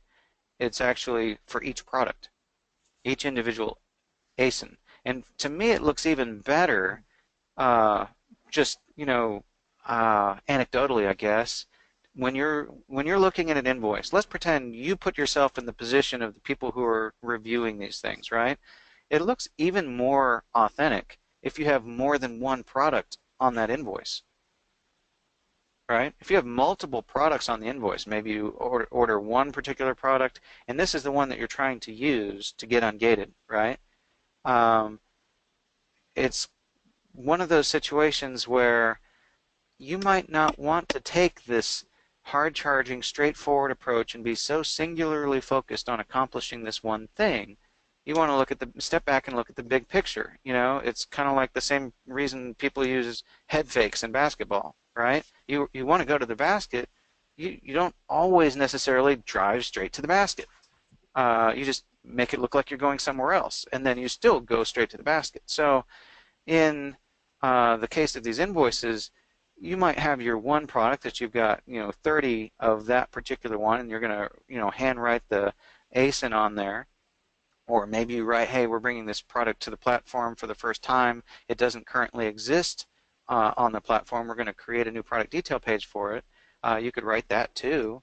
Um, but you would also want to have additional items on your invoice. It just makes it look more authentic. So when you're out there sourcing the soap that we looked at, or that bag balm or whatever, throw on some lip balm and throw on a uh, cleaning mitt or whatever, and have there be 12 of this and 24 of this. Yeah, it's going to cost you more, but it'll be safer all the way around. Just make sure you end up with buying something that you're not going to take a beating on. Maybe you have some other channel you can move it on. You could it's a good enough product that you could still move it on Amazon and either make money or at least break even. Maybe you don't mind having 24 cleaning mitts at home, whatever. It just looks that much more realistic if you're buying more than one thing at a time. Yeah, it sort of reminds me of the principle that a restaurant that has a lot of cars in the parking lot will actually get more business because with more activity, people will see it as something that a business that's really jumping. So I guess Big that time. metaphor, yeah, that No, big metaphor big works. time. No, it works great. I mean, I do that all the time. I drive up to a restaurant. If there's nobody there, even if it's got a good Yelp review, I keep going. There's some reason why the place is empty. Maybe it's the time of day. Maybe they had a health violation that you weren't aware of, and it was in the paper recently. Yeah. It's hard to figure that stuff out when you're traveling, but usually, if there's crickets, there's a reason. Yeah. How about this one? Justin wanted to know, will ungating help your account standing in any way, such as making your account appear more professional to Amazon? Or if you don't intend to sell in that category, just don't bother. Don't bother. Don't waste your time. I think it'd be really difficult to make an argument that that was beneficial. Hmm. That one client I was telling you about where he had the at risk on his account, um, he's currently approved for Amazon lending for like $311,000. And depending upon how it goes and what the response is, I was of half a mind to tell him to go ahead and take it. And the reason why is not because Amazon cares about you necessarily because you've got this money, because when you get that money, you sign an agreement that basically says it doesn't matter if you become insolvent, if your Amazon account is suspended, whatever. They don't think necessarily anything special of you, like, oh, we're not going to suspend you because you have this money. But when you get a loan that's over six figures, almost all the time you also have assigned to you a loan officer who gets CC'd on every correspondence of anything of significance that takes place with your account. So in his case, he could accept the loan for 311,000, pay it back over a year, and have about $12,000 that it would cost him to take their money. He also had an opportunity where he could get, I can't remember, around $250,000 that he would have to pay back in 6 months, and it only cost him $5,000. I think if he were going to do it, he should take the $250,000 loan where it only cost him $5,000. He doesn't ever have to actually use the money. He could just let it sit in the account and make interest and maybe come close to breaking even. But the whole point would be where he would get a chance to have a loan officer CC'd on his account where he would have yet one more person who has a vested interest in making sure that things go well for him on his account. They don't have a whole lot of power and control and authority. It's not bulletproof by any means, but it's just kind of one more layer of advantage that might serve to help with protection overall. Hmm. So Wow. relate that back to the question that was asked about does it help to be ungated in multiple categories? I would say no, not at all. I don't see any benefit of that. Uh, the only reason that I can see doing it is kind of like what I mentioned earlier, where uh, you have an opportunity right now to get ungated in something. Let's pretend it's automotive, right? I mean, I'm not throwing that out as a specific example, but just as a category. Let's pretend that as it stands right now, they'll let almost anybody in if you just apply, and the application process is super easy. Now, don't take me wrong and use that specific example and just go run out and try to get approved in automotive, but just generally speaking, get approved in every category that you can that's easy to get approved in. Hmm. Okay. Well, how about this one? Because I will say we're rolling now. I think we only have about three or four more questions. Megan, our famous nurse Megan, she said, "Hi, Scott. Thanks for being here. I have a branded product I will eventually want to sell on Amazon and need to be ungated. So to be clear, the invoices to show them must be the items I intend to sell. Is this correct? Because I have invoices from companies I use to create my packaging, etc., in addition to the actual product I'm selling. So could you clarify exactly what these product/purchases Amazon is seeking? And yes, thank you." So I hope I understand the question, but um, your invoices that you use to get ungated, have to be for specific products that would be able to be sold on Amazon. But let's pretend in your case that you're selling a, I don't know, a thermometer, right? That measures somebody's temperature, and you have that as a private label thermometer, and you're bringing that to the platform you want to sell it on Amazon. You could get approved for health and personal care using that invoice, let's say, generally speaking. Obviously haven't seen the invoice, don't know where you got it, don't know what your quantity was, all that. But let's pretend you get approved for health and personal care using that invoice that shows your purchase of thermometers. You don't ever have to sell that thermometer. And there is something that I like to think of as a sort of backdoor, a sort of Trojan horse type of technique to get approved. I was actually working with a fellow who was a professional baseball player who had recently started working with some partners to sell products on Amazon, and he had a particular brand that he wanted to bring to the platform, and he kept trying and trying and trying and trying and could not get Ungated to be able to sell his own brand. It was so incredibly frustrating. Um, and I said, well, what I think you should probably do is, instead of trying to get Ungated to sell your own product and your own brand, just go out and buy it like I just showed you. Go buy the bag balm or the throat lozenges or whatever. Get 3 invoices with enough quantity from approved vendors.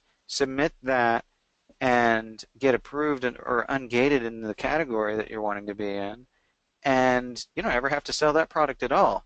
Then, once you're ungated, you can take your proprietary private label item and list it all day long. There you Don't go. get so hung up and so focused on one particular thing, beating your head against the wall when there might be another path that's easier. Hmm. Okay.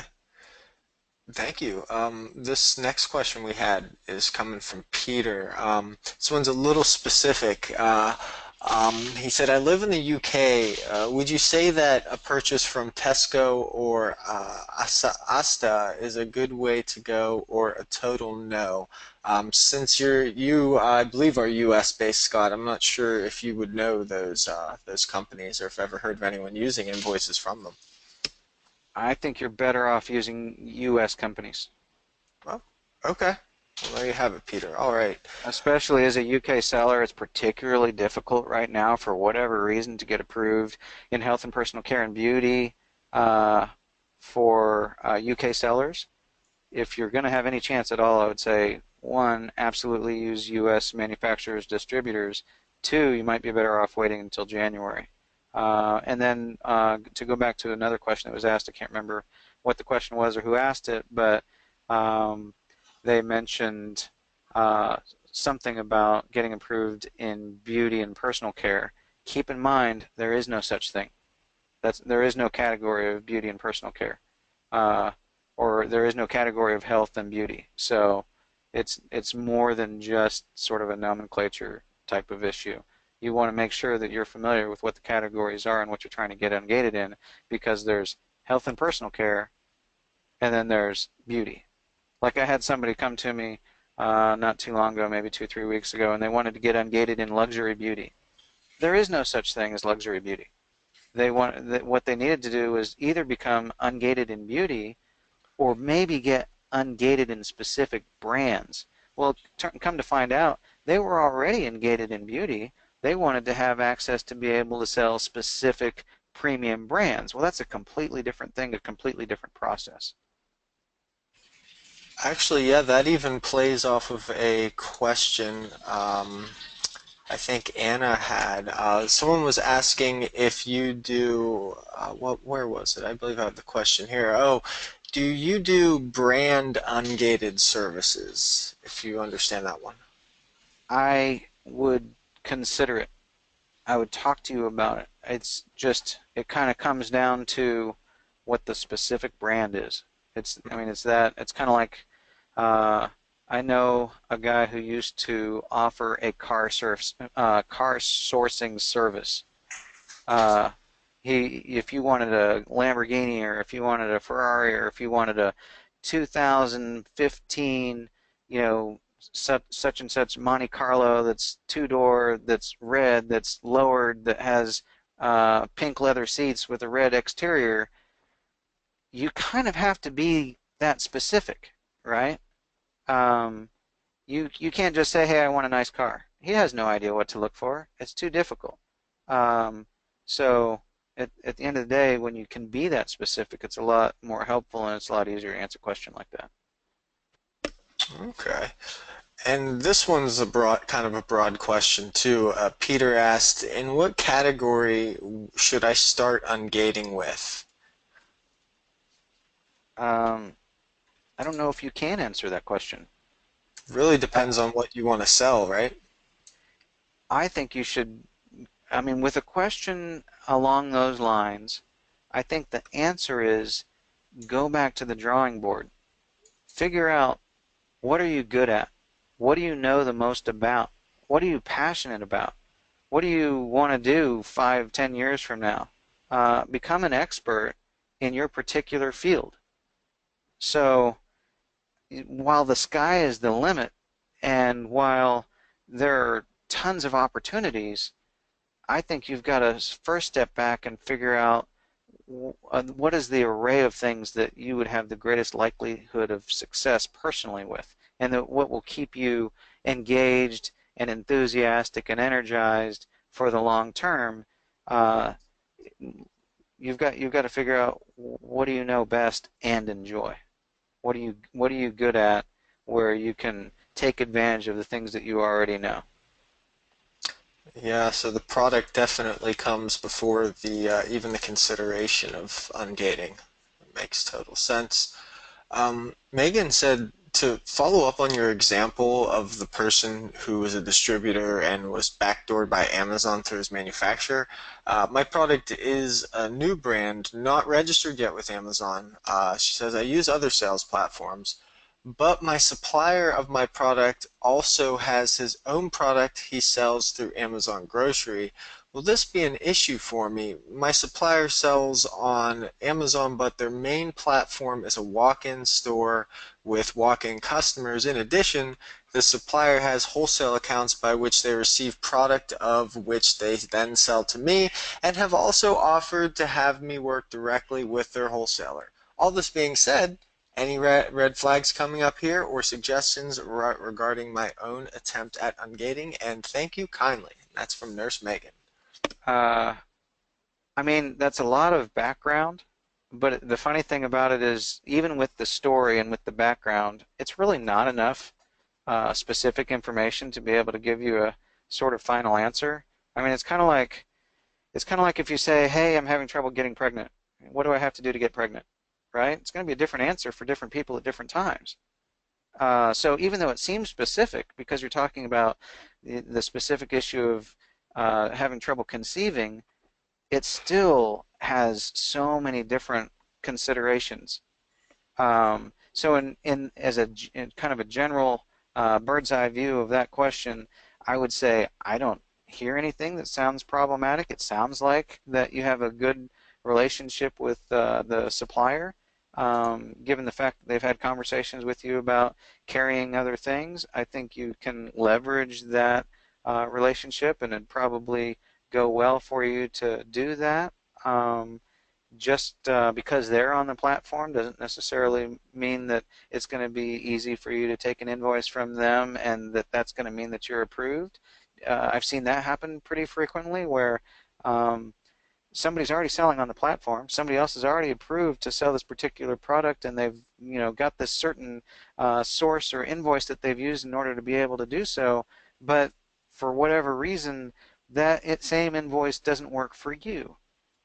And the reason could be that there's nothing wrong with the product at all, and it's perfectly fine for that product to be on the platform, but that's not the path that seller took to get that product on the platform. Maybe they got ungated in some other way. Maybe they were, I don't know, grandfathered in or something. I think I remember selling a product a long time ago that now people are gated for, but I wasn't gated when I first started selling it, and I never had to go through an approval process. So that could be a possibility as well. In that particular case, um, just because that product is on the platform, just because they have certain invoices that have been used for other things, again, things are changing all the time. That same invoice might not be suitable for you to be able to sell it. You never know. But short story on that, it sounds like it'd be fine. Wow. Yeah, Megan said good answer and good analogy. Thanks. I totally understand the logic. And actually, at that, that was our last question. So I know that Will had a little something to say here. So I'll say if anyone has any final questions to drop them in now, and then I suppose I'll toss the mic over to Will.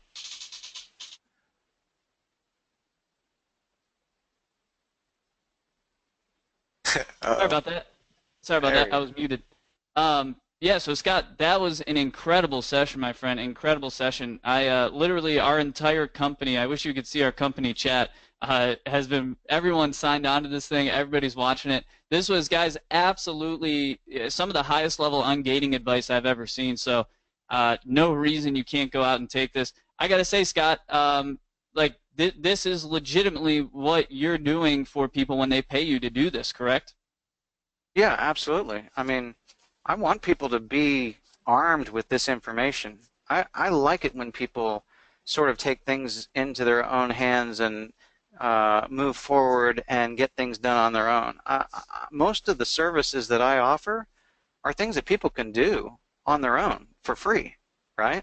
It's just if they want it done faster, if they don't want to mess with it, if they want somebody else to do it for them so they can focus on their areas of expertise or the things that they care about, then I offer opportunities to take care of those things for them. But a lot of them people can do on their own and be successful. I don't necessarily recommend that for some areas, like getting your account restored or, responding to certain ASIN notifications, but you can absolutely do that yourself all day long. Now, somebody mentioned a frustration or confusion about information they're finding in Seller Central forums.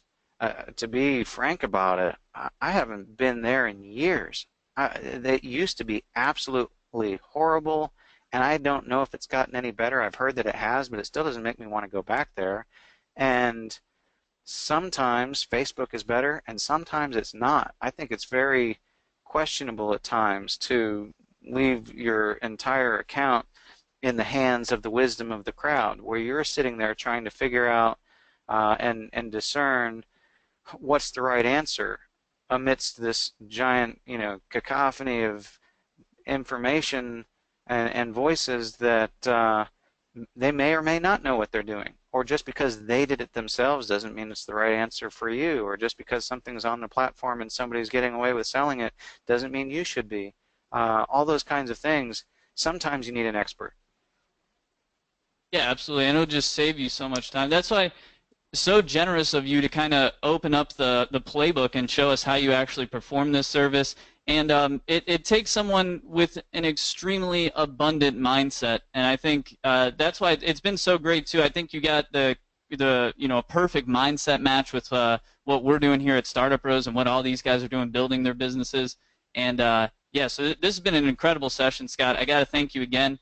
And Scott, I think I think you already have 2 or 3 emails from people on my team just reaching out to talk about how awesome this is. We were just, our brains were churning and burning while you were doing this of all the things we can do together in the future too. So, so yeah, thanks so much. And guys, for anyone that wants to download this PDF that Scott has shared on the screen here, I'll put the link in the chat box, but it's just HTTP, of course. Just go to startupbros.com/ScottPDF, and I will put that in the chat box for you right now so you can click on it as well. We'll, of course, include this PDF in the recording of this session as well.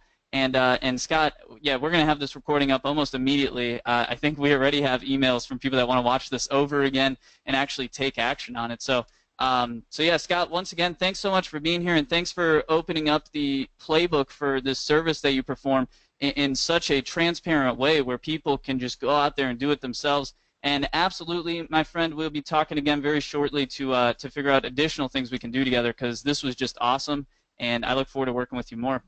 Hey, I really appreciate the opportunity. I love what you guys are doing. So, best of luck to everybody. Yes, thank you, thank you. And yeah, so guys, the replay for this session will be up within let's say 2 hours. We'll have this up by. It will come with this PDF, which you can get at startupbros.com/ScottPDF. We do have, I believe we have some of Scott's services available in the VIP discount section. Again, you can check out feedbackrepair.com, and Scott's got all sorts of other things going as well, which we'll be sure to link to in this replay. And yes, guys, so we'll call that a wrap for today. Thanks, guys, so much for being here. And as you've seen, ungating and ungating, there's nothing super special about it, right? It just takes some hard work. And now that you guys understand how some of the biggest sellers in the world get ungated for all these different categories, I'd really like to see you guys. I think everybody's inspired right now. Everybody sees the light at the end of the tunnel. So guys, get out there and take action on this stuff, because this was an extremely actionable bonus session and a very, very valuable one. So make sure to transfer that value into your business. So last time, thanks Scott a lot for being here. Thanks Steve for a great moderation on the Q&A, and thank you all for being here. I'll see all of you on next Tuesday for our next coaching session, and we will call that a wrap. So Scott, thanks again. Hey, yep, thank you. Awesome. Thanks, Scott. Awesome stuff. All right, guys, I'll see you on Tuesday. And yes, have a good weekend, everybody, and make sure you take action on this stuff. All right. Take care.